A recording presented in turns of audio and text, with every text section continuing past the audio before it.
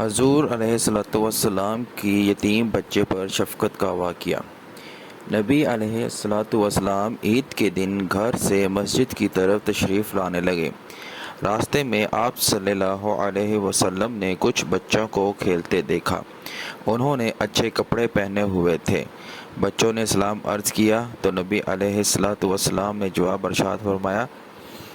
اس کے بعد آپ صلی اللہ علیہ وسلم آگے تشریف لے گئے تو ایک بچے کو خاموشی کے ساتھ اداس بیٹھے دیکھا۔ صلی اللہ علیہ وسلم اس کے قریب رک گئے۔ آپ صلی اللہ علیہ وسلم نے اس بچے سے پوچھا کہ تمہیں کیا ہوا ہے کہ تم اداس اور پریشان نظر آ رہے ہو؟ رو کر کہا، اے اللہ کے محبوب صلی اللہ علیہ وسلم، میں یتیم مدینہ ہوں۔ میرے سر پر باپ کا سایہ نہیں ہے جو میرے لیے کپڑے لا دیتا۔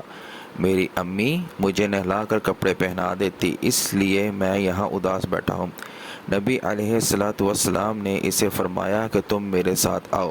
آپ صلی اللہ علیہ وسلم اسے لے کر واپس اپنے گھر تشریف لائے اور سیدہ عائشہ صدیقہ رضی اللہ تعالی عنہا سے فرمایا، حمیرہ، انہوں نے عرض کیا، لبیک یا رسول اللہ، اے اللہ کے رسول علیہ السلام، میں حاضر ہوں۔ آپ صلی اللہ علیہ وسلم نے فرمایا، اس بچے کو نہلا دو۔ چنانچہ اسے نہلا دیا گیا۔ اتنے میں نبی کریم صلی اللہ علیہ وسلم نے اپنی چادر کے 2 ٹکڑے کر دیے۔ کپڑے کا ایک ٹکڑا اسے تہمت کی طرح باندھ دیا اور دوسرا اس کے بدن پر لپیٹ دیا گیا۔ پھر اس کے سر پر تیل لگا کر کنگھی کی گئی، حتیٰ کہ جب وہ بچہ تیار ہو گیا اور نبی علیہ السلام کے ساتھ چلنے لگا تو نبی علیہ السلام نیچے بیٹھ گئے اور اس بچے کو فرمایا، آج تو پیدل چل کر مسجد نہیں جائے گا بلکہ میرے نبوت والے کندھوں پر سوار ہو کر جائے گا۔